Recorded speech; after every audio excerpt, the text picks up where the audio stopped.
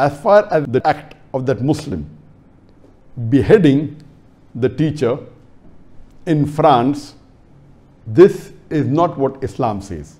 In Islam, there are some rules and regulations, and this should be followed in a country which follows the Islamic Sharia, not in a country which is not following the Islamic Sharia.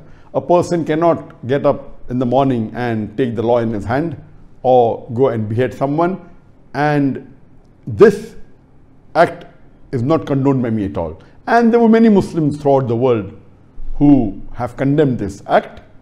But the point to be noted that if one Muslim out of the millions of Muslims makes a mistake, that does not mean that you demean the full community, that you speak against the full community, that you speak against religion, that you speak against the Prophet of Islam. What the person did is to be condemned. He made a mistake. But you cannot go on criticizing the religion of Islam, criticizing the Prophet, and going out of the way and saying that we will make these caricatures public, giving in the media.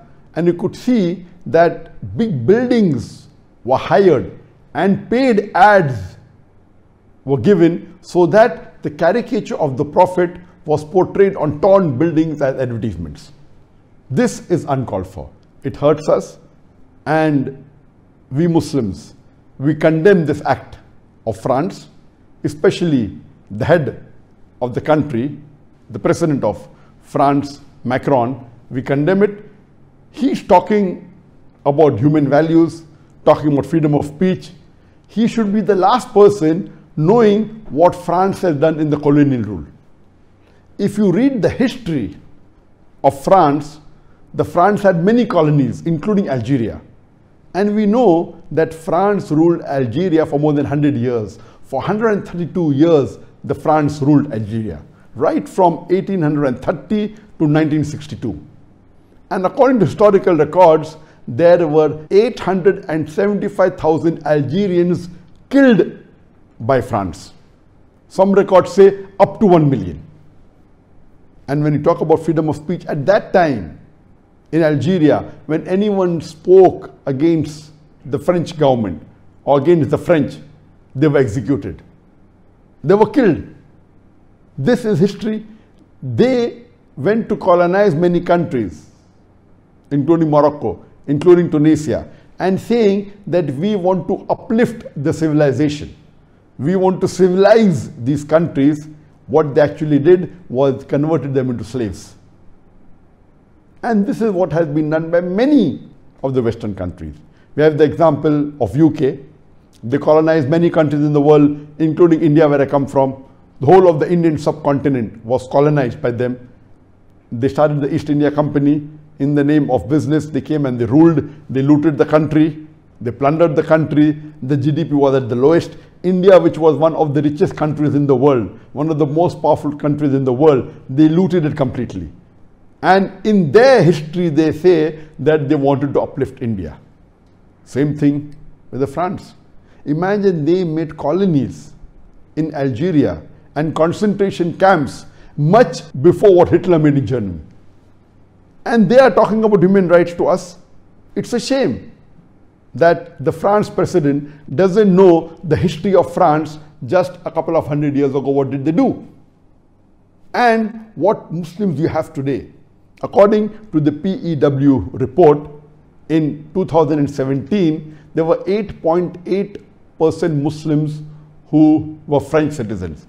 5.75 million Muslims lived in France. And now, it's approximately close to 6 million Muslims are in France. More than 9% of the French population are Muslims. And who are these Muslims? These Muslims were brought from Algeria, from Morocco, from Tunisia into France for labor. Many of them were brought as slaves. And the Muslims today, most of them, they are third generation, fourth generation, fifth generation, born in France. And the French government is treating them like third-class citizens. They have the same passport, talking about advanced country, talking about freedom of speech, but they're treated as third-class citizens. And they have made ghettos of them. So when they don't get the equal rights, there's bound to be retaliation. And what you see, what's happening, it is unheard of. And in retaliation, there are so many cases that is happening in the world. One Muslim does an act which we know it is wrong. It comes out in the media as though all Muslims are like that. There are so many such cases happening in the world which go unreported. We know of the case that in Toronto, a Muslim, after offering a salah, was there in the car park. A white supremacist comes and slits his throat, and the media doesn't report. We come to know from the small media, social media. It's not news at all. There are several such cases. If you see all over the attacks, the terrorist attacks, and all the killing that is going on, it is much more done by non-Muslim. And I've given the talk in 2006 on the topic, is terrorism a Muslim monopoly? And I went on 100 to 150 years back that who were the first terrorists?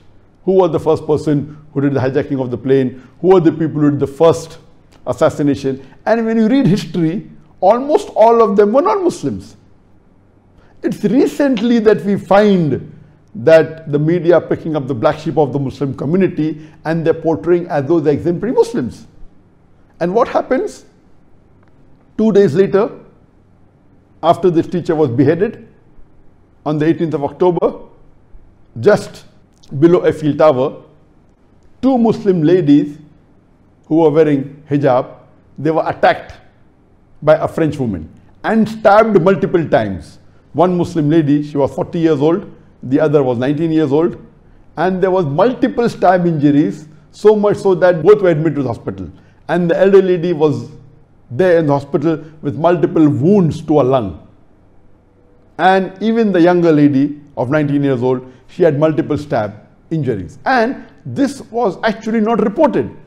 Later on, when the video became very popular and was circulated on the social media, then the police later on goes and arrests the French woman.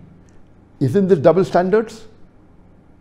France, claiming to be a very advanced country, claiming to be a country which has human rights, they have double standards.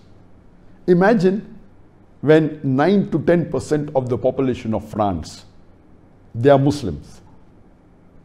Instead of taking care, instead of living harmoniously, they go out of the way to say that the headscarf will be banned, the niqab will be banned, showing signs of religiosity ban. And what do? They go and openly, they say that we are going to make these caricatures of the Prophet Nauz Billah public.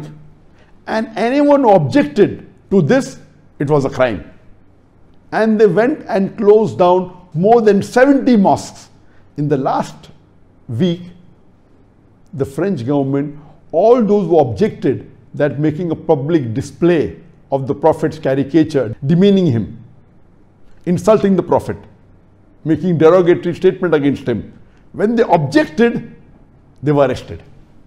Imagine more than 70 mosques were closed. Not only are they doing blasphemy, but anyone who objects, that they consider is not freedom of speech, that they consider as crime. Isn't the double standard? It is nothing but thuggery. That just because they are in majority, 90% of them, they are subduing and they are oppressing the minority. Is this freedom of speech? We condemn the act of the French government, of the French people, especially the President Emmanuel Macron. And when he said that Islam is in crisis all over the world, he got it wrong. Actually, Islam is the solution for the crisis all over the world. And I've given a talk on Islam, the solution to the problem of humanity. And that will reply to all his questions.